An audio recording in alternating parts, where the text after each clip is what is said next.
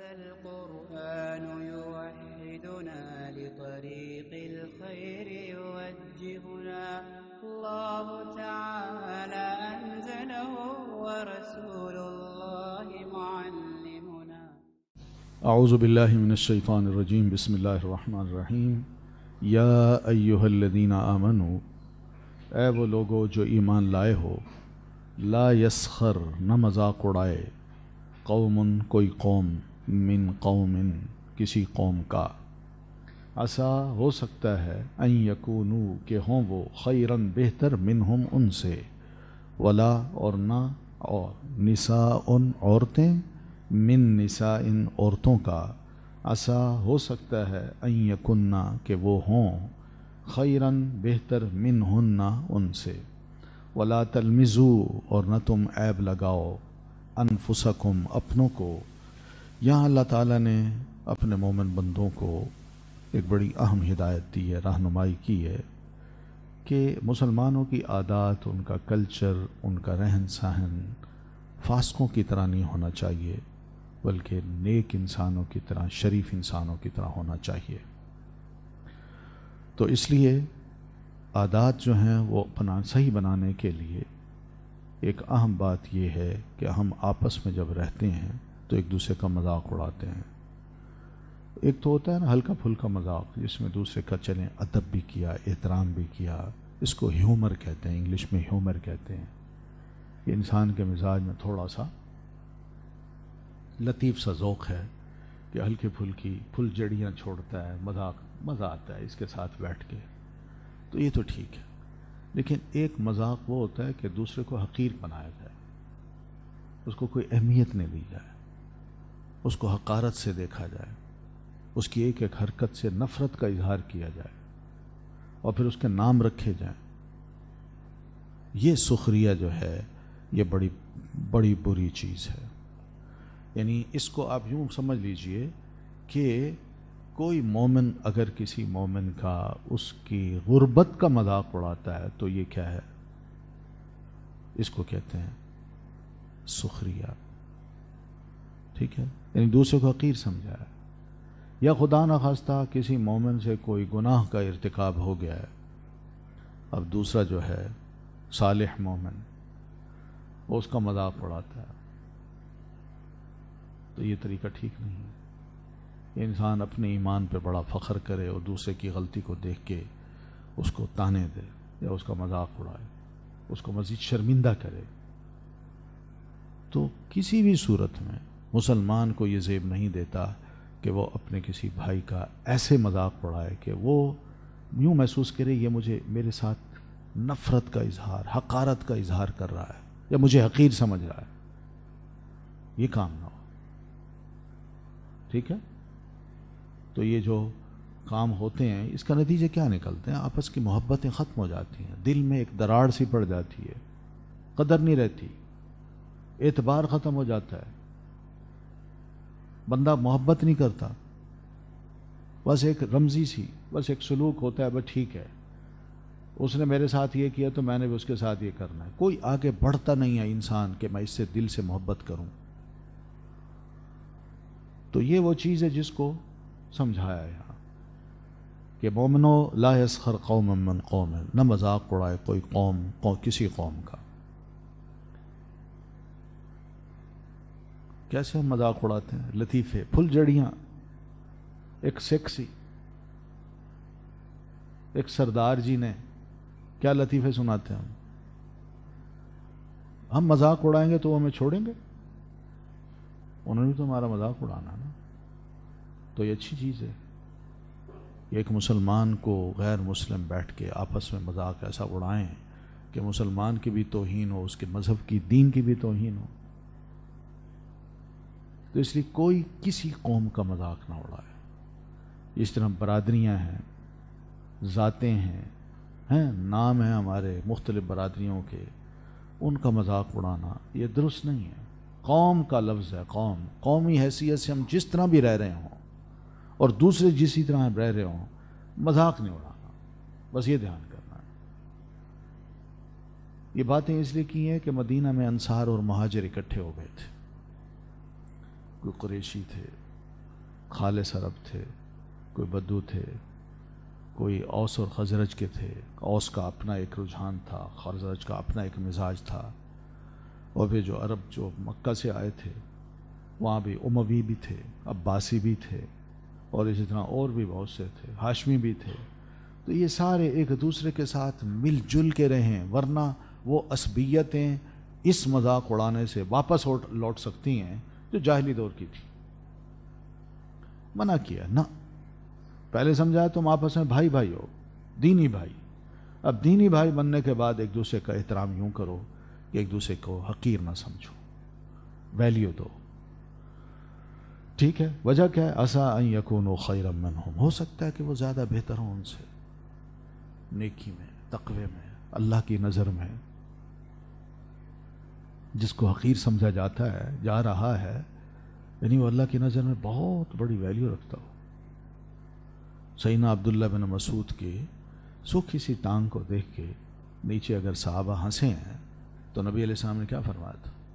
اللہ کی قسم، عبداللہ کی یہ ٹانگ اگر میزان کے ایک طرف رکھ دی جائے اور دوسری طرف احد پہاڑ رکھ دیا جائے، یہ ٹانگ اللہ کے نزدیک زیادہ بھاری ہے نا؟ ویلیو ہے نا؟ تو اس طرح ہلکی پھلکی چیزوں کا انسان جب مذاق اڑاتا ہے تو نہیں جانتا کہ میں جس کا مذاق اڑا رہا ہوں اس کی ویلیو، اس کی قدر اللہ کے نزدیک کتنی بلند ہے. تو یہ واقعی ہمیں سوچنا چاہیے. آج ہم اس چیز کو اہمیت نہیں دیتے. ہم سمجھتے ہیں کہ یہ یعنی ہونا چاہیے. بغیر مذاق کے، بغیر توہین کے ہم معاشرے میں اپنے آپ کو باعزت نہیں بنا سکتے. اور جو کسی کا خوب مذاق اڑائے، خوب لتے لے، آپ سوچیں نا کیا نتیجہ نکلے گا. آج صورتحال جو ہماری بنی ہے، ہماری لیڈرشپ جس طرح ٹی وی پہ بیٹھ کے ایک دوسرے کا مذاق اڑاتی ہے، نام رکھتی ہے، آپ سوچیں نا قوم کا مزاج کیا بنا دیا ہم نے. کس طرح عام بندوں کی زبان ہم نے کھلوا دی ہے اپنے ان رویوں سے کہ ایک عام ریڑھی والا بھی، کھوتے والا بھی، وہ بیٹھ کے نا خوب گالیاں دے ان کو، خوب ان کا مذاق اڑائے. کون سی قدر ہم نے کی ہے؟ تو ایسی صورت نہ بنے. حتیٰ کہ حقیقت یہ ہے کہ ممبر پہ بھی بیٹھ کے کوئی اس قسم کی بات نہیں کرنی چاہیے کہ میں یہاں بیٹھ کے کسی ہندو کو گالی دوں، کسی سکھ کو گالی دوں. میں نے دی اگر یہاں بیٹھ کے تو جو سامعین ہیں میں ان کو اجازت دے رہا ہوں کہ بھئی تم بھی مجھے گالی دے سکتے ہو. اگر میں کسی کی توہین کر سکتا ہوں تو تم بھی کرو.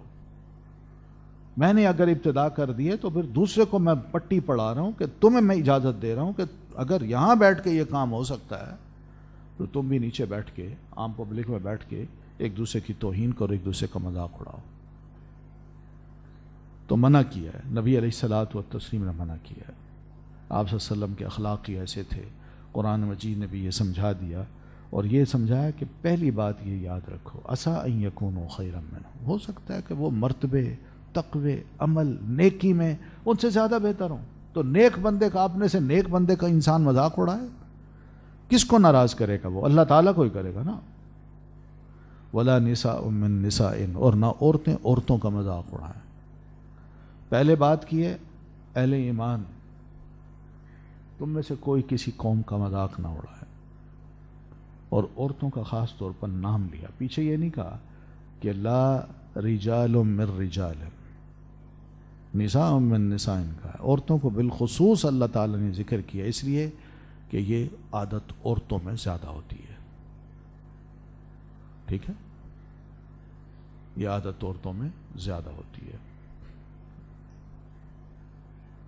انہیں بھی سمجھایا عسیٰ ان یکون خیرا منہن، ہو سکتا ہے کہ وہ ہوں بہتر ان سے، یعنی جن کا مذاق اڑایا جا رہا ہے وہ اللہ کے نزدیک زیادہ مرتبے والی ہوں. ٹھیک ہے، وہ یاد ہے نا وہ حدیث کے نبی علیہ السلام سے تشریف فرما تھے ایک ساتھی کے ساتھ، تو ایک آدمی گزرا جس نے بڑی زبردست کپڑے پہنے ہوئے تھے. آپ نے فرمایا تمہارے اس کے بارے میں کیا خیال ہے؟ اور کہ جناب یہ بڑا شان والا، بڑا عزت والا آدمی ہے، کہیں بھی اپنے رشتے کی بات کرے تو لوگ فخر سے اپنی بیٹی اس کو دے دیں، اور کسی کی اگر سفارش کرے تو اس کی سفارش بھی قبول کی جائے. دوسرا گزرا، آپ نے فرمایا اس کے بارے میں، کہتے یہ قریب آدمی ہے، یہ بات کرے گا تو اس کی کوئی سنے گا ہی نہیں، رشتہ بھیجے گا کوئی دے گا بھی نہیں، سفارش کرے گا تو کوئی اس کی سفارش ہی نہیں سنے گا۔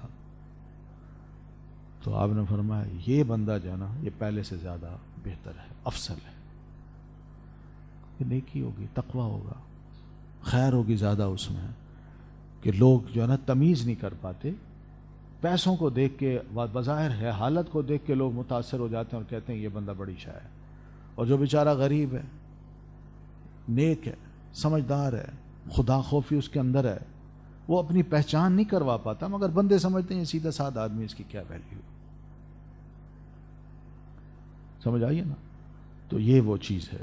امام احمد بن حنبل رحمۃ اللہ علیہ فرماتے ہیں کہ میں مسافر تھا تو کسی مسجد میں عشاء کی نماز پڑھی، تو میں نے چاہا کہ اب رات کو میں کہیں سوؤں، تو میں نے مسجد میں بیٹھا رہا، تو اتنے میں مسجد کا وہ آیا نگران، تو اس نے کہا جناب آپ تشریف لے جائیں، مسجد ہم نے لاک کر دی ہے۔ اور میں نے کہا میں مسافر ہوں۔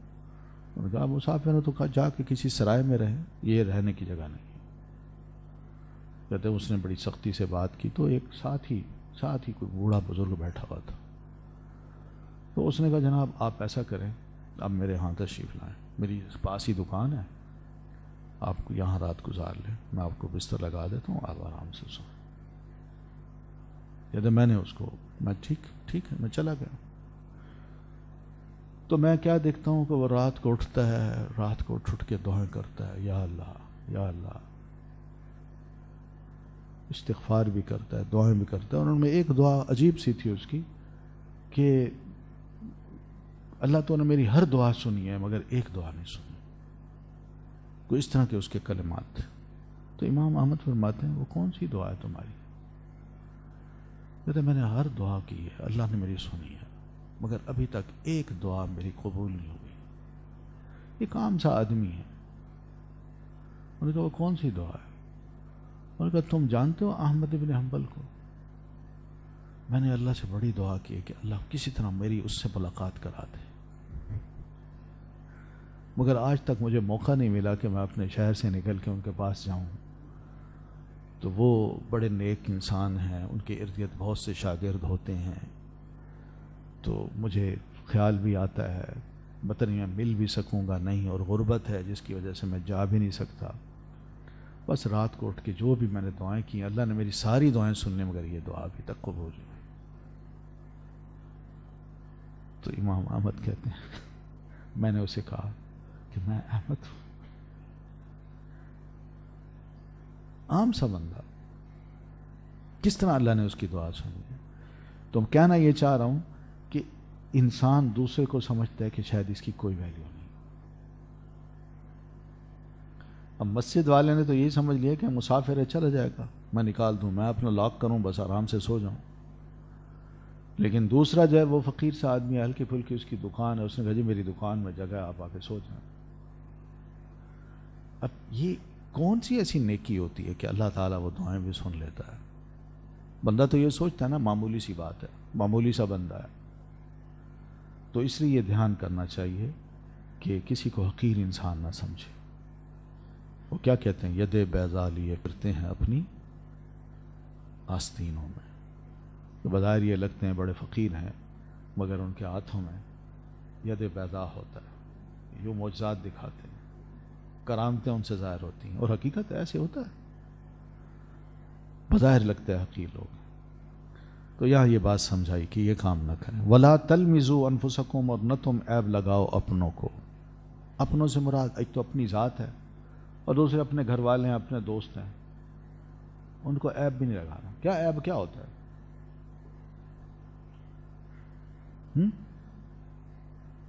وہ موٹے ہیں، وہ لمبے، عجیب و غریب قسم کے نام ہوتے ہیں۔ یہ نام ٹھیک، یہ عیب ہے؟ کیا ہے موٹا ہونا؟ کوئی عیب ہے؟ اللہ نے اس کے جسم کو ایسے بنا دیا بس ٹھیک ہے۔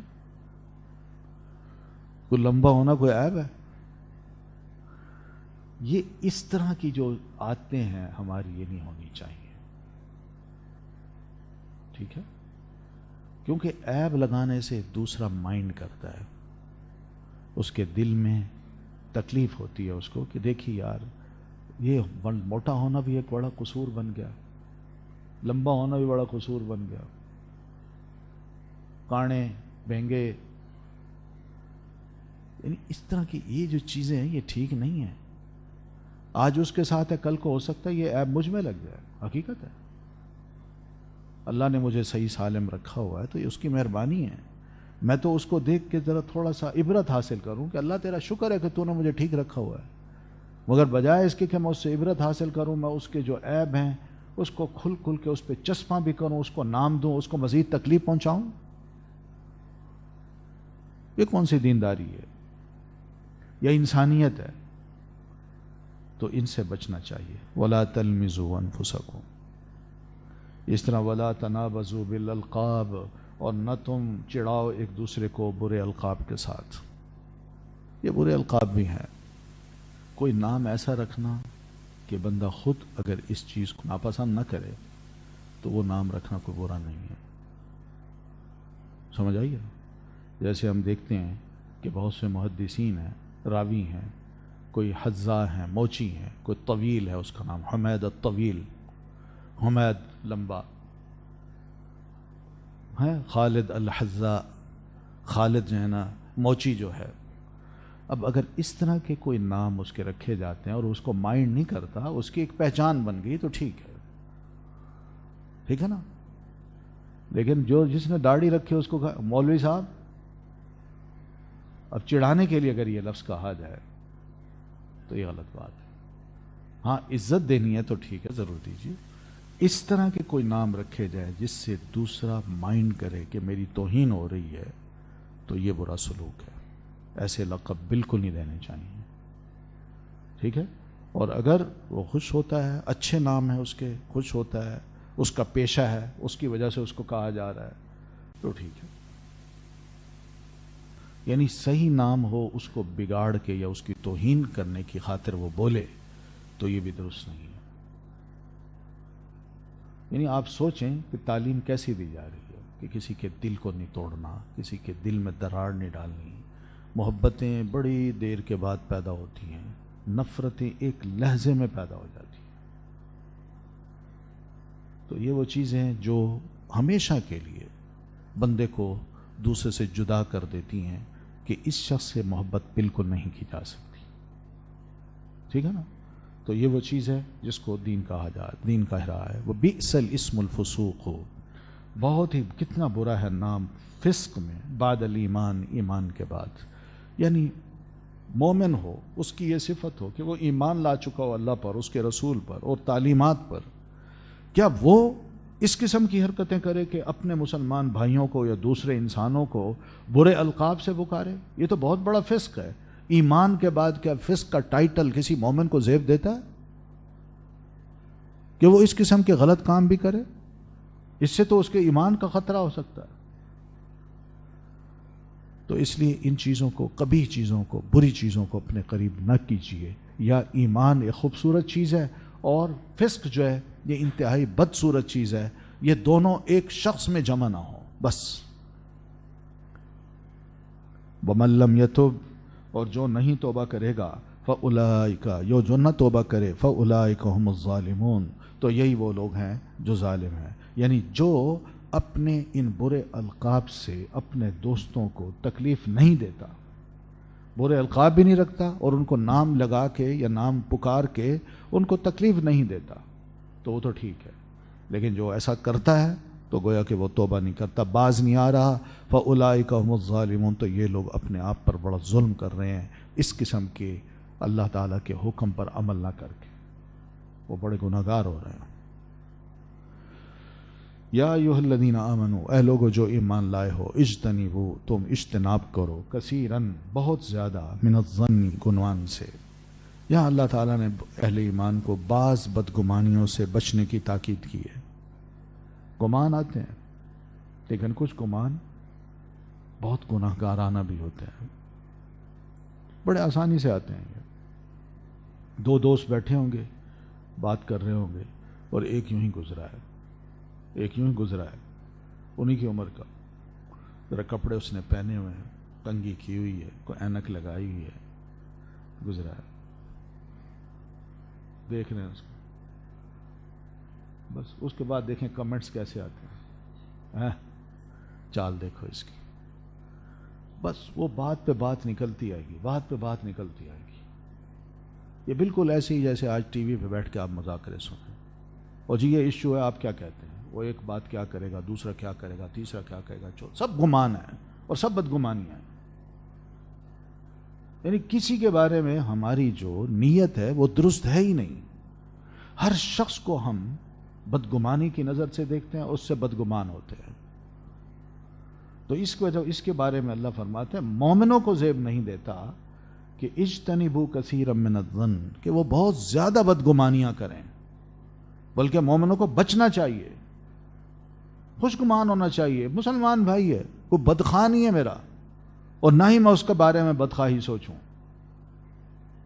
لیکن ہے یہی عادات ہماری یہی ہیں کہ ہم بڑے جلدی بدظن ہو جاتے ہیں، اور بدظن ہو کے اس کے حقوق کو برباد کرتے ہیں، اس کے بارے میں بڑی بری باتیں کرتے ہیں، غیبتیں شروع ہو جاتی ہیں، کمنٹس دیتے ہیں، اور اس کے فرشتوں کو بھی پتہ نہیں، وہم و گمان ہی نہیں ہے اس کو، وہ وہاں سے گزرا ہی نہیں، یعنی اس غلطی سے یا اس غیبت سے یا اس گناہ سے وہ گزرا ہی نہیں، مگر ہم بیٹھے خام خواہ گناہ کے انبار جمع کر رہے ہیں. تو اللہ تعالیٰ نے تو ہمیں یہی کہا ہے لولا اذ سمعتموہ ظن المؤمنون والمؤمنات بانفسہم خیرا، کہ مومن تو ایک دوسرے کے بارے میں بدگمانی نہیں خوشگمانی رکھیں، مگر ہم اس طرح بدگمانی کریں گے تو نتیجہ کیا نکلے گا کہ ایک مومن دوسرے کے مومن کے بارے میں ہمیشہ شر سوچے گا، برا سوچے گا، اچھے سلوک کا سوال ہی پیدا نہیں ہوتا کہ وہ سوچے، تو نتیجہ کیا نکلے گا؟ مسلمان ایک دوسرے پر اعتبار نہیں کریں گے، حقیر سمجھیں گے، دوسرے کو لڑیں گے، بدگمانی کی بنیاد پہ الزامات لگائیں گے، اور پھر جنگ شروع ہو جائے گی، جس کا نتیجہ یہی ہوگا کہ خیر رخصت ہو جائے گی، گناہ گارانہ وہ ماحول بن جائے گا. اس لیے فرمایا ان بعض الظن اسم، گمان تو ہوتے ہیں لیکن کچھ گمان ایسے بھی ہوتے ہیں جو گناہ گارانہ ہوتے ہیں. حقیقت ہے اس سے گناہ ہوتا ہے صرف بدگمانی کرنے سے. سمجھ آ رہی ہے؟ آپس میں مل کے رہیں نا تو ایسے ہوتا ہے. ایک کمرے میں رہیں تو بس چھوٹی چھوٹی بات پہ نہ بدگمانی جب شروع ہو گئی تو یہ بڑھتے بڑھتے کہاں لڑائی تک جا پہنچتی ہے، الزامات پر جا پہنچتی ہے. اور پھر اسی طرح میاں بیوی خدا نخواستہ ان کے درمیان ایسی بدگمانی پیدا ہو جائے تو بات الزامات تک، جھگڑے تک، مار کٹائی تک، علیحدگی تک، طلاق تک نوبت آ جاتی ہے. تو یہ چیزیں اچھی نہیں ہیں. مسلمان کا مزاج ہی نہیں ہونا چاہیے جب تک حقیقت سامنے نہ آئے کسی کے بارے میں بدگمان نہ ہو. یہ تعلیم ہے، اصلاح کی اللہ تعالیٰ نے ہماری کہ مومن اچھا انسان بنے. آپ صلی اللہ علیہ وسلم کا بھی ارشاد ہے ایاکم والظن فإن الظن اکذب الحدیث، اپنے آپ کو بدگمانی سے بچا کے رکھو، کیونکہ بدگمانی جو ہے یہ جھوٹی ترین بات ہوتی ہے، انتہائی جھوٹی بات ہوتی ہے.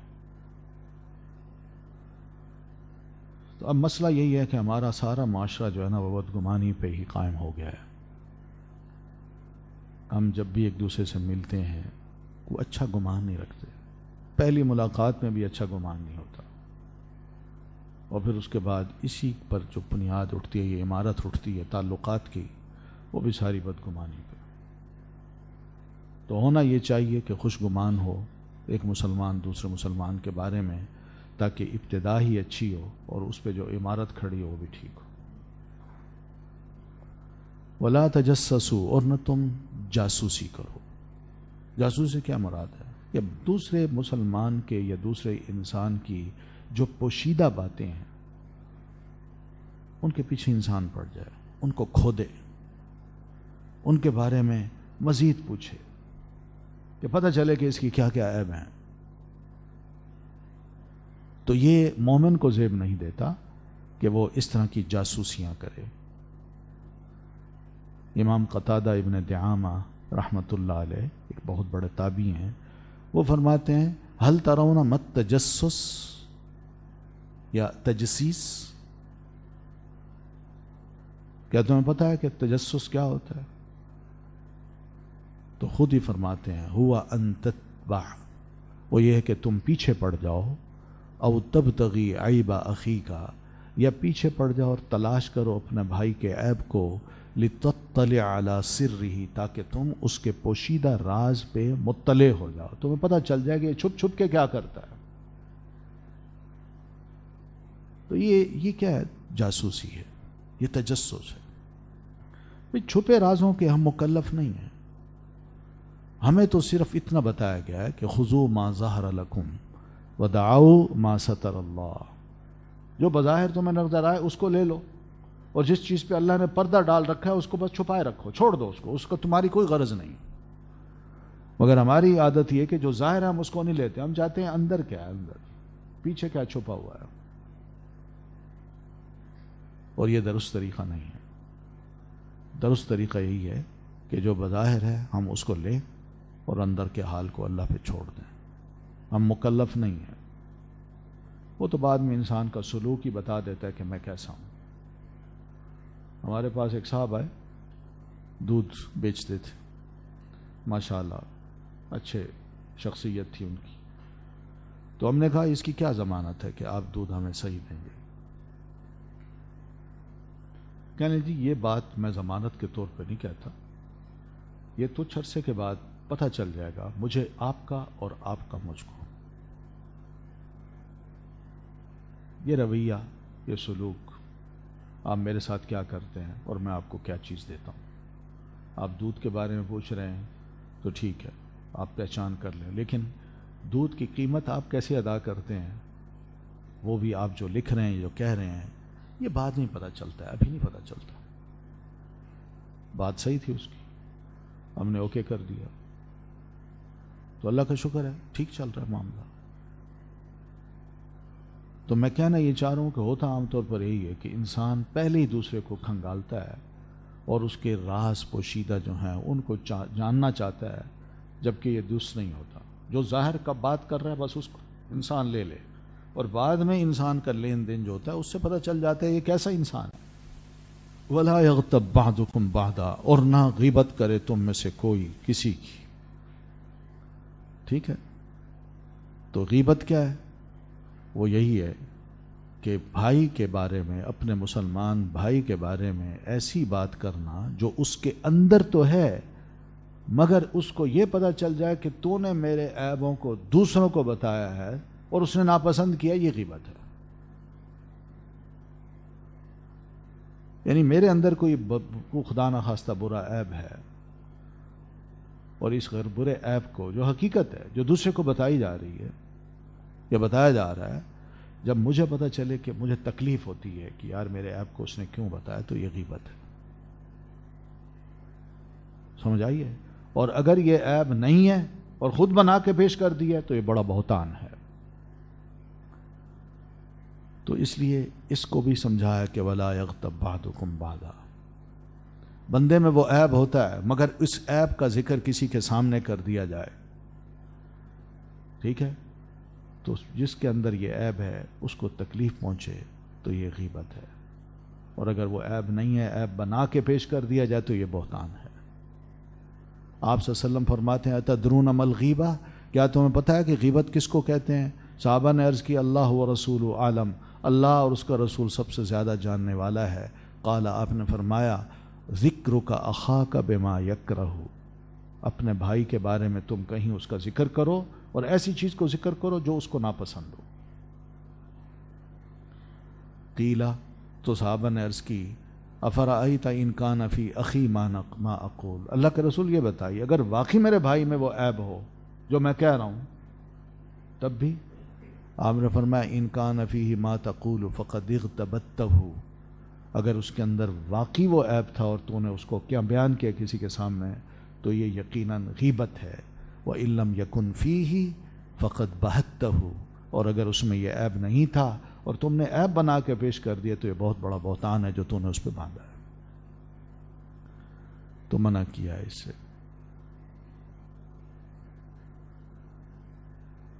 ٹھیک ہے. تو تجسس ہو، غیبت ہو.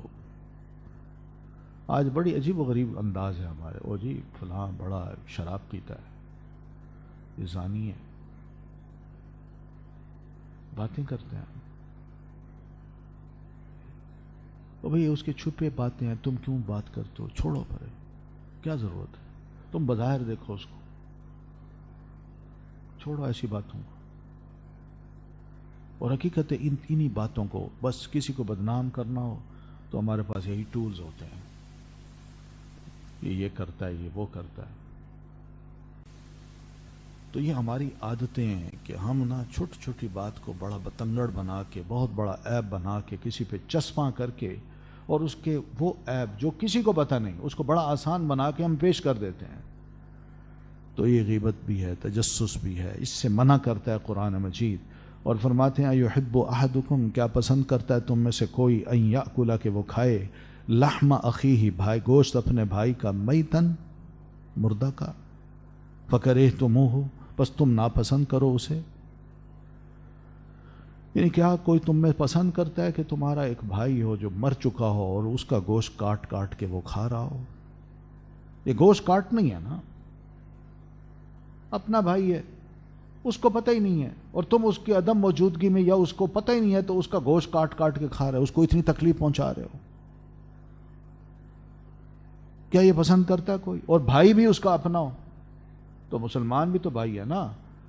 تو اس کی عدم موجودگی میں یا اس کے عدم علم میں تم اس کی باڈی پہ بس چھرے مارتے جا رہے ہو اور اس کا گوشت کاٹ کاٹ کے خود کھا رہے ہو.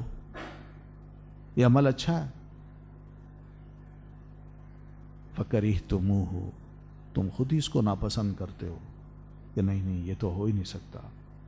ایک تو مردہ ہے، دوسرا میں اس کا گوشت کاٹوں، اس کو تم خود ناپسند کرتے ہو. تو اس طرح ایک بھائی جو عدم تمہارے سامنے موجود ہی نہیں ہے، تم اس کے بارے میں اس کے عیب ظاہر کرتے ہو. یہ گویا کہ اس کی عدم، وہ مردہ بھائی ہے، اس کی تم گوشت کاٹ کاٹ کے خود کھا رہے ہو. واتقوا اللہ، اور ڈرو اللہ سے. ان اللہ تواب الرحیم، یقین مانو اللہ تعالیٰ بہت توبہ قبول کرنے والا ہے اور خوب رحم کرنے والا ہے.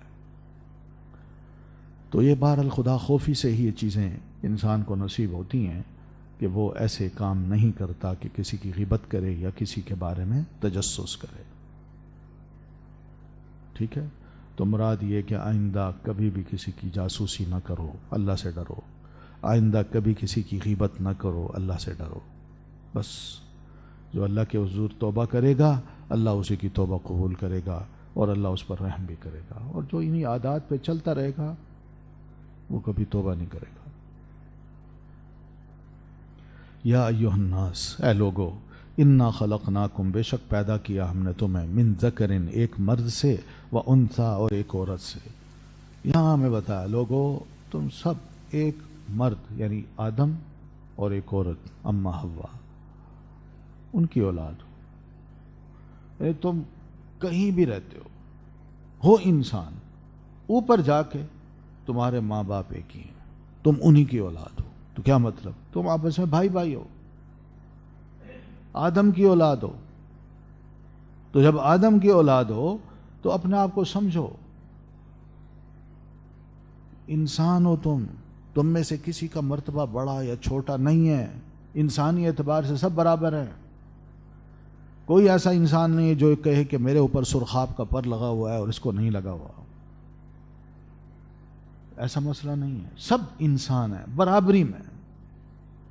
باقی رہا یہ کہ وَجَعَلْنَاكُمْ شُعُوبًا وَقَبَائِلَ، اور بنایا ہم نے تمہیں قومیں اور قبیلے، اس لیے کہ لِتَعَارَفُوا، تاکہ تم ایک دوسرے سے پہچان کراؤ یا ایک دوسرے کو پہچانو کہ فلاں فلاں قبیلے کا ہے، فلاں فلاں قوم کا ہے. یہ جو تقسیم ہے صرف اس حد تک ہے کہ یہ پہچان کی ہے، نفرت کی نہیں ہے، ایک دوسرے پر برتری حاصل کرنے کی نہیں ہے، صرف پہچان کی. بس کہ میں فلاں قبیلے کا ہوں یا فلاں قوم کا ہوں، میں راجپوت ہوں، میں شیخ ہوں، میں خواجہ ہوں، ہاں یا کون اور کیا ہے؟ نام لیجئے نا اپنے اپنے. میں خان ہوں، میں پٹھان ہوں، ہاں آوان ہوں، بٹ ہوں، جٹ ہوں، جو مرضی نام لیں. یہ سارے پہچان کے لیے ہیں، یہ نفرت کے لیے نہیں ہے. سمجھ رہے ہیں؟ نفرت کے لیے نہیں ہے، یہ صرف پہچان کے لیے. مگر آج یہ نام نفرت کے بن چکے ہیں. اسلام آیا تھا سب کو اکٹھا کرنے اور بتا رہا ہے کہ تم سب اوپر جا کے دیکھو تو تم سب اماں حوا اور آدم کی اولاد ہو، ایک ہی ماں باپ ہیں تمہارے. صرف تمہاری پہچان کے لیے کہ یہ فلاں قوم کا بندہ ہے، فلاں علاقے کا ہے، فلاں زبان کا ہے، بس اتنا ہے، یا فلاں برادری کا ہے. یہ صرف پہچان ہے، ورنہ سب آپس میں ہم بھائی بھائی ہیں. تو یہ وہ چارٹر ہے انسانی برادری کا یا ہیومن رائٹس کا جو اللہ تبارک و تعالیٰ نے قرآن مجید میں بیان کیا ہے. ٹھیک ہے؟ جس کو آج کل UN جو ہے نا وہ اس کا ذمہ دار بنا ہوا ہے کہ ہم سب انسانوں کو برابر سمجھتے ہیں، ہم سب کو ایکول سمجھ کے سب کے رائٹس ان کو دینا چاہتے ہیں. یہ اس لیے اقوام متحدہ بنی ہے کہ ساری قومیں یہاں متحد ہو رہی ہیں. لیکن دین نے تو ہمیں یہ شروع سے ہی کہہ دیا تھا کہ انا خلقناکم من ذکر و انثی. اسی تو نبی علیہ السلام نے فرمایا تھا کہ سنو، آج جاہلیت کی جتنی نخوت اور تکبر ہے وہ سب میرے پاؤں تلے ہے. سنو، تم سب آدم کی اولاد ہو. کسی عربی کو اجمی پر اور نہ اجمی کو عربی پر فضیلت ہے، اگر ہے تو کس بنیاد پہ؟ تقوی کی بنیاد. اسی کی وضاحت تھی جو نبی علیہ السلام نے فرمائی تھی، ان اکرمکم عند اللہ اتقاکم. تو دیکھنا یہی چاہیے کہ ویلیو اللہ کس کو دے رہا ہے. یہ نہیں کہ میں فلاں برادری کا ہوں، میں سید ہوں، میں خانزادہ ہوں، میں صاحب زادہ ہوں، میں فلاں ہوں، میں فلاں ہوں. نہیں، اصل چیز یہ دیکھنی ہے کہ میرے اندر کتنی خدا خوفی ہے، بس. اور جس کے اندر خدا خوفی ہوگی وہ اتنا ہی خدا خوفی کا مظاہرہ کرتے ہوئے اپنے آپ کو عاجز بنائے گا، وہ اکڑے گا نہیں دوسرے کے سامنے. یہ اللہ کے نزدیک انتہائی معزز ہے. باقی جو ہیں وقتی ہیں، یہ وقتی ہیں. تھوڑے زخم لگے، تھوڑا سا ہلاوا آیا، تھوڑا سا جھٹکا پڑا تو بیٹھ جائے گا فرش پہ یا لیٹ جائے گا بستر پہ، چل نہیں سکے گا، اور پھر بعد میں یہ ساری شخصیت مسخ ہو کے رہ جائے گی. وہ سارا غرور اور تکبر جو برادری کا تھا، نسل کا تھا، وہ سب ٹوٹ جائے گا، ختم ہو جائے گا. اس لیے اصل چیز جو ہے نا وہ یہ ہے، ان اللہ علیم خبیر. بے شک اللہ خوب جاننے والا ہے ایک ایک انسان کو، کہ کوئی بڑی برادری ہے، چھوٹی برادری ہے، بڑی نسل یا بڑے خاندان کا فرد ہے تو وہ کس طرح اپنے بارے میں سوچتا ہے، اللہ کو پتہ ہے. اور دوسرے کے بارے میں کیا اس کو حقارت ہوتی ہے یا حقیر سمجھتا ہے ان کو، وہ بھی اللہ جانتا ہے اور پوری طرح باخبر بھی ہے. یہاں بہرحال بڑی اہم ہدایت ہے یہ ہم تمام مسلمانوں کو، اور خاص طور پر جب مسلمانوں کو یہ ہدایت دی گئی تو پھر مسلمانوں نے جیوز کو، دوسروں کو، سب کو ایک ویلیو دی. حتیٰ کہ مشرکین جو تھے عرب کے، جنہوں نے ان کو نکالا تھا، ان سب کو بھی عزت دی کہ بھئی انسان تو ہے نا، انسان تو بن کے نا ہم ایک دوسرے کے ساتھ اچھے سلوک کریں نا. سیدہ اسما کی والدہ جب آئیں مکہ میں، مشرکہ تھیں، ملنے کے لیے بیٹی کو، تو نبی علیہ السلام کے پاس اسما آئیں، کہنے لگیں اللہ کے رسول میری ماں آئی ہیں، وہی مشرکتن و مشرکہ ہیں، تو مجھ سے ملنا چاہتی ہیں، میں کیا کروں؟ آپ نے فرمایا گھر بلاؤ، اس کی عزت کرو، اس کا احترام کرو، اس کو کھلاؤ، اس کو پلاؤ، ماں ہے تمہاری. تو یہ اصل چیز ہے. تو نبی علیہ السلام نے کوئی نفرتیں پیدا نہیں کی. ٹھیک ہے؟ باقی یہ نسب نامے جو ہم جمع کرتے ہیں یا اپنے آپ کو کہتے ہیں ہم فلاں دادے کے بیٹے یا پڑپوتے ہیں، یہ سب اللہ کے رسول نے اس کے بارے میں فرمایا کہ تعلموا من انسابکم، اپنے انساب کو ضرور سیکھو، اپنے نسب نامے کو وہ ضرور سیکھو. ما تصلون به ارحامکم، جس سے تمہیں پتہ چلے کہ اس نسب کے ذریعے میں کس کس کا رشتہ دار بنتا ہوں یا کون میرا رشتہ دار ہے. فإن صلة الرحم محبۃ فی الأہل، کیونکہ اس رشتہ داری کو قائم رکھنا یا صلہ رحمی کرنا یہ گھر والوں میں اپنے خاندان میں محبت کا ایک ذریعہ بنتا ہے، مسرات فی المالی، اور مال میں اضافے کا ذریعہ بھی بنتا ہے، منسعۃ فی الاثر، اور جو انسان پیچھے چھوڑ جاتا ہے اس کو بھی اللہ تعالیٰ برکتیں عطا کرتا ہے، وہ بھی سلسلہ چلتا رہتا ہے۔ تو اس چیز کو ہم نے دیکھنا ہے اور آگے بڑھنا ہے، ورنہ یہ سارے برادری آپ دیکھیں پچھلے دنوں بڑے عجیب و غریب قسم کے نام آ رہے تھے اخباروں میں، کھگا صاحب، اور دوسرے نے کہا تگا، یہ نام ہے کھگا اور تگا، برادریوں کے نام ہے، نکئی، عجیب و غریب۔ پتہ چلا کہ پیچھے جو ہے نا یہ سب ہندو ہیں یا سکھ ہیں، یہ انہی کے نام جو ہے نا وہ چلتے آ رہے ہیں، اور اس پہ بڑا فخر ہو رہا ہے کہ نہیں جی یہ نام رکھنے ہیں۔ اور ان ناموں سے دوسرا کیا ہوتا ہے، وہ انڈیا میں بیٹھا ہندو یا سکھ وہ بھی بڑا خوش ہوتا ہے، ہماری برادری کا بندہ ہے، چاچے کا پتر ہے۔ یہ نخوت جو ہے نا یہ ایسی خراب ہے کہ یہ دین کو، دینی تعلیمات کو بالکل زیرو کر دیتی ہے۔ بندہ اسی پہ بڑا فخر محسوس کرتا ہے، جبکہ اللہ فرماتے ہیں یہ نام صرف پہچان کے لیے رکھوایا ہے، بس اور کچھ نہیں۔ قالت الاعراب آمنا، کہتے ہیں بدو، آمنا ایمان لائے ہم، قل کہہ دیجئے لم تؤمنو، نہیں تم ایمان لائے، ولیکن قولوا، اور لیکن کہو تم اسلمنا، ہم اسلام لائے۔ بدو تھے کچھ، وہ دعویٰ کرتے تھے کہ ہم تو ایمان کے مقام پہ کھڑے ہیں، ہم ایمان لے آئے ہیں، اپنے ایمان کو جتاتے تھے مسلمانوں پر کہ ہم بھی تم سے کم نہیں ہیں۔ تو کیا واقعی ان کے کہنے سے اس کو مومن سمجھا جائے؟ تو اللہ نے فرمایا ان سے کہو لم تؤمنو، تم ایمان نہیں لائے، ولیکن قولوا اسلمنا، بلکہ یوں کہو کہ ہم اسلام لائے ہیں، ڈنڈے کے زور پہ، اوپر سے کہہ دیا ہاں جی ہم مسلمان ہیں، ورنہ دل سے تم نے ابھی ایمان کو قبول نہیں کیا، کیونکہ تم دیکھ رہے ہو کہ مسلمانوں کا غلبہ ہو رہا ہے، اگر ہم مسلمان نہیں رہتے تو یہ ہمیں جزیرہ عرب سے نکال دیں گے،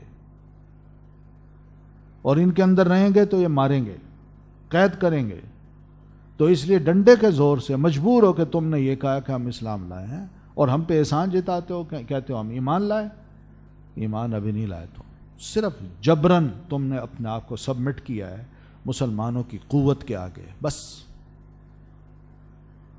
وَلَمَّا يَدْخُلِ الْإِيمَانُ فِي قُلُوبِكُمْ، جبکہ ابھی تک تمہارے دلوں میں ایمان داخل نہیں ہوا۔ یہ اللہ تعالیٰ فرما رہے ہیں، اور اللہ کا کہنا بالکل درست ہے، وہ کہہ سکتا ہے، ٹھیک ہے۔ تو ایمان کو دلوں میں داخل ہونا چاہیے، تب جا کے جب ایمان جڑ پکڑ لے گا تو اسلام بھی بندے کے اندر آئے گا۔ تو اب کیا پتہ چلا، یہ ایمان اسلام سے زیادہ مخصوص چیز ہے، ٹھیک ہے۔ اور ایمان کی حقیقت کیا ہے کہ انسان الاقرار التصدیق بالقلب و اقرار باللسان و عمل بالارکان، یہ ہے حقیقت ایمان کی، کہ انسان دل سے اس کی تصدیق کرے کہ جو میں مانتا ہوں یہ بالکل سچ ہے، کوئی جھوٹ نہیں ہے، زبان سے اس کا اقرار کرے کھلم کھلا لوگوں کے سامنے، تاکہ پتہ چلے کہ واقعی یہ مسلمانوں میں شامل ہو گیا ہے، اور اپنے عمل سے ثابت کر دکھائے کہ میں اسلام والے عمل کر رہا ہوں۔ تو اندر اور باہر سے جب ایک ہو جائے گا تو یہ مومن ہوتا ہے، ٹھیک ہے۔ تو اسلام یہ تھا کہ بس بظاہر آ جاتے نبی علیہ السلام کے پاس، کہتے جی میں اسلام قبول کر رہا ہوں، کلمہ پڑھا اور چلا گیا، بس۔ کئی لوگ آئے کلمہ پڑھ کے چلے جاتے تھے لیکن بعد میں آئے ہی نہیں، اور کچھ ہیں، بہت سے ہیں جو آپ کے پاس بھی رہے، ایمان کو بھی انہوں نے جلا بخشی، مزید ان کو ایمان کی جو خوراک ہے وہ ملتی رہی نبی علیہ السلام کی صحبت میں، قرآن سن سن کے ان کا ایمان جاگتا رہا، پختہ ہوتا رہا، بڑھتا بھی رہا۔ لیکن زبان سے یہ کہہ دینا کہ میں مومن ہوں اور اندر سے نہ ہو، یہ اس کی کیفیت ہے، اور بدوؤں کو سمجھایا کہ یہ ایمان صحیح نہیں ہے۔ اصل بات یہ ہے کہ دل میں تمہارے ایمان جب داخل ہوگا تب تم کہنا کہ میں ایمان لایا، آمنا، اور ابھی تو دل میں داخل نہیں ہوا تو زبان سے کہہ رہی ہے ٹھیک نہیں ہے. تو اس کی کئی جو حالات تھے یا وہ بنتے تھے جس کی وجہ سے وہ پہچان لیا جاتا ہے انسان کہ یہ کیا ہے. تو نبی صلی اللہ علیہ وسلم نے بھی مسلم اور مومن کے درمیان فرق کیا ہے. ٹھیک ہے. مثلا حدیث میں آتا ہے کہ رسول اللہ صلی اللہ علیہ وسلم نے مال غنیمت میں سے کچھ تو لوگوں کو دیا اور ان میں سے ایک بندہ تھا اس کو کچھ نہیں دیا. تو سیدنا سعد نے کہا اللہ کے رسول آپ نے فلاں فلاں کو دیا اور فلاں کو نہیں دیا جبکہ وہ مومن ہے. تو رسول اللہ صلی اللہ علیہ وسلم نے فرمایا اوا مسلمن، ہو سکتا ہے وہ مومن نہیں جبکہ وہ مسلم ہے. سعد رضی اللہ تعالیٰ نے 3 دفعہ یہ لفظ دہرایا کہ وہ مومن ہے، آپ اس کو دیں. تو نبی علیہ السلام یہ فرماتے رہے نہیں اوا مسلمن، کیا وہ مسلم نہیں؟ پھر نبی علیہ السلام سے فرمانے لگے انی بے شک میں لأعطی رجالا، یہ جو پیسہ ہے یا بیت المال کا جو سرمایہ ہے میں چند لوگوں کو جب دیتا ہوں تو وَأَدَعُ مَنْ هُوَ أَحَبُّ إِلَيَّ مِنْهُمْ، اور میں چھوڑ دیتا ہوں ان کو جو ان میں سے زیادہ محبوب مجھے ہوتا ہے میں اس کو نہیں دیتا. تو مخافتا، صرف اس ڈر سے میں ان کو دیتا ہوں اور اس کو چھوڑ دیتا ہوں کہ یکبوا فی النار علی وجوہہم، کہیں یہ نہ ہو کہ ان کو نہ دوں تو یہ مجھ سے نفرت کریں اور پھر اس کے بعد اسلام کو چھوڑ کے کفر کی باتیں کریں اور اس وجہ سے وہ دوزخ کے منہ میں اوندھے منہ جا کے رہیں. تو میں تو اس لیے دیتا ہوں. تو فلاں کو میں نہیں دیتا تو اس کا یہ مطلب نہیں کہ میں اس سے نفرت کرتا ہوں یا میں نے اس کا خیال نہیں کیا. یہ مومن ہے، لیکن جو دوسرے ہیں ان کے بارے میں مجھے ڈر ہے کہ کہیں ان کو نہ دیا تو اسلام ہی نہ چھوڑ جائیں. تو ابھی وہ اسلام میں ہیں، ابھی وہ ایمان کی حالت میں نہیں ہے. تو یہ پیارے نبی علیہ الصلوۃ والتسلیم کی وضاحت ہے جس سے یہ پتہ چلتا ہے کہ ایمان دل میں داخل ہونے سے بندہ مومن بنتا ہے اور بظاہر کہہ دینے سے بندہ مسلم بنتا ہے. ٹھیک ہے. اور پھر سمجھایا وَإِن تُطِيعُوا اللَّهَ وَرَسُولَهُ، اور اگر تم اطاعت کرو اللہ کی اور اس کے رسول کی، لا یلدکم، نہیں کمی کرے گا اللہ، من اعمالکم شیئا، تمہارے اعمال میں سے کچھ بھی. یعنی اگر تمہارا ایمان تمہارے عمل کی تصدیق کرتا ہو تو اللہ تعالیٰ تم سے یہ سب کچھ قبول کر لے گا. ان اللہ غفور رحیم، یقین مانو اللہ خوب بخشنے والا ہے اور خوب رحم کرنے والا ہے. جو اس کی اطاعت کرے گا، جو اس کے حضور آ کے توبہ کرے گا، اس کی طرف رجوع کرے گا اور اپنے پچھلے گناہوں سے بالکل فارغ ہو جائے گا، آئندہ نہیں کرے گا، تو ایسا بندہ جو ہے نا اللہ اس کے لیے غفور بھی بن جاتا ہے. اور بدو تم بھی اللہ کی طرف رجوع کرو، معافیاں مانگو پچھلے گناہوں کی، آئندہ یہ ارتکاب نہ کرنا اور ایمان والا راستہ تم اپناؤ، تو دیکھو پھر اللہ تمہارے لیے غفور بھی ہے اور رحیم بھی ہے. انما المؤمنون، اب سنو، بے شک مومن، الذین، وہ لوگ ہیں جو آمنوا، ایمان لائے، باللہ، اللہ پر، ورسولہ، اور اس کے رسول پر. اب اہل ایمان کی حقیقت اللہ نے بتائی کہ مومن ہوتے کون ہیں، اس کی تعریف کیا ہے. یہ وہ مومن ہیں جن کے دلوں میں ایمان لانے کے بعد معمولی سا بھی شک نہ پڑا، معمولی سا بھی شک نہیں پڑا کہ کیا واقعی اللہ ہے جس کو میں مان چکا ہوں، یا اللہ اکیلا ہے جس کی وحدانیت کا میں اعلان کر چکا ہوں. کوئی شک نہیں پڑا، واقعی ہے. کیا آپ اللہ کے رسول ہیں؟ کوئی شک نہیں ہے، واقعی آپ اللہ کے رسول ہیں. تو یہ ہے لم یرتابو، ایمان لائے اللہ پر، اس کے رسول پر، پھر معمولی سا شک بھی ان کے دلوں میں نہیں آیا، بلکہ انہوں نے کیا کیا، اپنے آپ پر لازم کر لیا کہ ہم اللہ اور اس کے رسول کی اطاعت کریں،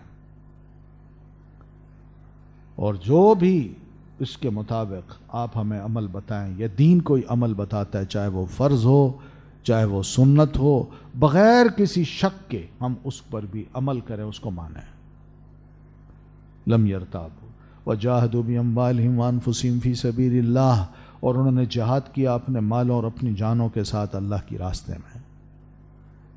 یعنی جہاں یہ ساری کوششیں کی، معمولی سا شک نہیں پڑا، اس طرح مزید ایک کوشش یہ بھی کی کہ ہم مشرکوں کے ساتھ جہاد کریں، اپنے مالوں کو خرچ کر کے اور اللہ کی راہ میں چل کے دین کی سربلندی کے لیے لگا بھی دیں اپنے سرمایہ کو اور اپنی جان کو بھی، اپنی اولاد کو بھی۔ اولئک ھم الصادقون، یہی وہ لوگ ہیں جو سچے ہیں اپنے ایمان میں، جو ایسے عمل کر کے دکھاتے ہیں۔ یہ عمل گواہی ہے اس بات کی کہ ان کا ایمان ہی واقعی سچا ہے۔ قل، کہہ دیجئے، اتعلمون اللہ، کیا تم سکھاتے ہو اللہ تعالیٰ کو، بدینکم، اپنا دین؟ یعنی ان بدوؤں سے کہو کہ تم اپنے ایمان کے بارے میں اپنے اللہ کو بتا رہے ہو کہ ہم اس قسم کے دیندار ہیں، ہم ایسے اچھے لوگ ہیں۔ اور دین کی کچھ نشانیاں ہوتی ہیں جن سے انسان پہچانا جاتا ہے۔ اس سے ضروری نہیں ہے کہ انسان زبان سے کہے کہ میں نے فلاں کام کیا، میں نے یہ کیا، میں نے وہ کیا۔ دین پہچاننے کی کچھ علامتیں ہوتی ہیں۔ کیا وہ علامتیں لوگوں میں نظر آتی ہیں جو دعویٰ کرتے ہیں کہ ہم آمنا، ہم ایمان لائے؟ کام سارے الٹے ہیں، دعوے اتنے ہیں۔ تو ایسا ایمان جو ہے نا، وہ ایمان نہیں کہلاتا۔ یہ بظاہر جو بس کہا کہ میں مسلمان ہوں، وہ بظاہر اسلام ہے، اندر گھسا نہیں ہے ابھی ایمان۔ تو اس لیے اللہ تبارک و تعالیٰ کو اپنے دین کے بارے میں مت جنواؤ کہ میں اللہ تیرے دین کا فالوور ہوں، میں تیرے دین کے لیے یہ محنت کر رہا ہوں، ہم نے یہ کیا، ہم نے وہ کیا، ہم یہ کر رہے ہیں۔ یہ ساری باتیں جو ہے نا، پتہ ہے اللہ تعالیٰ کو، وہ تمہارے اخلاص کو جانتا ہے۔ اس لیے کہ واللہ یعلم ما فی السماوات والارض، سب کچھ اللہ کے علم ہے، جو کچھ آسمانوں میں، جو کچھ زمینوں میں، سب اللہ جانتا ہے۔ اور تمہارے دل کی کیفیت کو، تمہارے ایک ایک عمل کو بھی اللہ اچھی طرح جانتا ہے۔ واللہ بکل شیء علیم، اور اللہ ہر چیز کے بارے میں خوب علم رکھنے والا ہے، اس پر کوئی شے مخفی نہیں ہے۔ یمنون، وہ احسان جتاتے ہیں، علیک، آپ پر، ان اسلموا، کہ وہ اسلام لے آئے۔ اللہ کے رسول، یہ لوگ آپ کے پاس آتے ہیں اور کہتے ہیں ہم ایمان لائے، تو یہ گویا کہ آپ پر بڑا احسان کر رہے ہیں۔ ہم اسلام لائے، بڑا احسان کر رہے ہیں۔ کیا اسلام نہ لاتے تو اسلام کو بڑا خطرہ تھا؟ نبی علیہ الصلوۃ والتسلیم کی ذات کو بڑا خطرہ تھا؟ کیا انہوں نے آ کے کوئی بچاؤ کرنا تھا آپ کا؟ نہ لاتے تو کیا تھا؟ لیکن یہ سمجھتے ہیں کہ ہم اسلام لا کے بڑا احسان کر رہے ہیں۔ ٹھیک ہے نا؟ جیسے آج کوئی بندہ نماز پڑھنے مسجد جائے تو مسجد پر، مسجد کے نمازیوں پر بڑا احسان کرتا ہے، اور جی میں آ گیا ہوں نماز پڑھنے، چاہے ایک دفعہ مہینے میں ایک دفعہ ہے، یا صرف جمعے کو جمعہ پڑھنے ہے، بڑا احسان کرتے ہیں لوگ۔ یہ نہیں سوچتے اللہ نے موقع دیا، چلو مسجد میں آ گیا ہوں، کہ اللہ کا شکر ہے۔ قل، کہہ دیجئے، لا تمنوا علی اسلامکم، مت احسان جتاؤ مجھ پر اپنے اسلام کا۔ یعنی کوئی احسان جتانا ہے؟ احسان تو جتانا اللہ کو زیب دیتا ہے، اور اللہ تعالیٰ نے تم پر بڑا احسان کیا ہے کہ اس نے تمہیں ایمان کی ہدایت دی کہ تم آگے بڑھے، کم از کم اسلام تو لائے۔ یہ اس کا احسان ہے تم پر، ورنہ تم تو گمراہ ہوتے۔ کیا ایسا نہیں ہوا کہ اللہ تعالیٰ نے تمہیں گمراہ پایا اور اس نے تمہیں ہدایت دی؟ یہ احسان نہیں ہے؟ تم الگ الگ تھے، آپس میں بکھرے ہوئے تھے، لڑتے تھے، بٹے ہوئے تھے، تو اللہ تعالیٰ نے تمہیں اسلام کی بدولت اکٹھا کر دیا اور بھائی بھائی بنا دیا۔ یہ احسان نہیں؟ تم فقیر تھے، محتاج تھے، تمہارے پاس کوئی سرمایہ نہیں تھا، اسلام قبول کروا کے اللہ تعالیٰ نے تمہاری ایک قوت بنائی، اور اس قوت کے ذریعے جو لڑائیاں ہوئیں اس کے ذریعے تمہیں مال غنیمت ملا، اور تمہیں گھر گھر میں یہ مال غنیمت پھیل گیا، تمہاری غربت دور ہو گئی۔ کیا یہ اسلام نہیں، احسان نہیں اللہ کا؟ تو اس لیے اپنا احسان مت جتاؤ۔ اگر تم واقعی اپنے اس دعوے میں سچے ہو تو کچھ کر کے دکھاؤ، عملی طور پر۔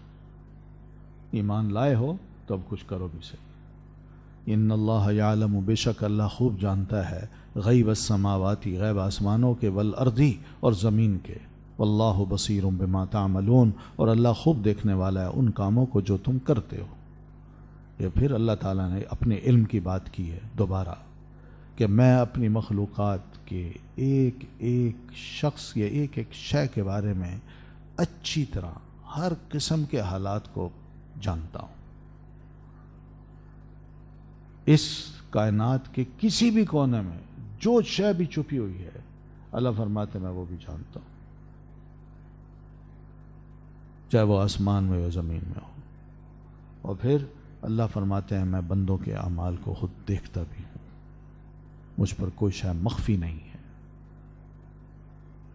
تو اس لیے ایمان بھی ایک ایسی چیز ہوتی ہے جو بندے کے دل میں تو ہوتی ہے، دوسروں سے مخفی ہوتا ہے، مگر اللہ تعالیٰ کو پتہ ہوتا ہے کہ بندے کے دل میں ایمان ہے تو کتنا کوٹ کوٹ کے بھرا ہوا ہے، یا کتنا نفاق ہے، یا کتنا کمزور ایمان ہے اس کا۔ تو یہ ساری ایمان داخلی جو داخلی لائف ہے، دل کی، روح کی، اس کی بھی اصلاح کی اللہ تعالیٰ نے تربیت کی ہے، کوشش کی ہے، سمجھایا ہے۔ اور بظاہر جو ہمارے زبانی یا عملی جسمانی جو عمل ہیں ان کی اخلاقیات کی بھی اللہ تعالیٰ نے ہمیں یہاں تاکید کر دی ہے، تاکہ ہم ایک اچھی تربیت کے ماحول سے نکلیں اور ایک اچھے انسان بن کے اندر اور باہر سے ایک جیسے ہو کے صاف ستھرے مسلمان سامنے آئیں۔ اور الحمدللہ یہ ساری تعلیمات مسلمانوں نے، خاص طور پر صحابہ کرام نے اپنے اندر جذب کی، کوئی عیب ان میں یہ نظر نہیں آتا تھا۔ اصلاح پہ اصلاح ہو رہی ہے ان کی، جو نئے لوگ آ رہے ہیں ان کی تربیت کے بھی بہت سے پہلو ہیں اس میں۔ اس لیے بہتر یہی ہوتا ہے کہ انسان اگر چاہتا ہے میری تربیت ہو یا میں کسی اور کی تربیت کروں، تو اس کے لیے سورۃ حجرات بہت اچھی صورت ہے۔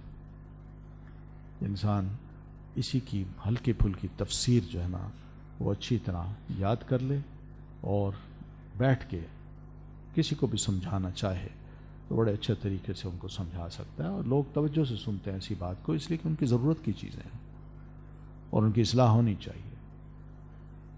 تو صحابہ تھے، نئے بھی تھے، پرانے بھی تھے۔ الحمدللہ جو پرانے تھے وہ با کردار بنتے جا رہے ہیں، جو نئے آ رہے ہیں ان کی تربیت کا پھر بھی اللہ تعالیٰ نے یہ موقع فراہم کر دیا ہے کہ ان آیات کے ذریعے سے ان کی تربیت کر دی جائے۔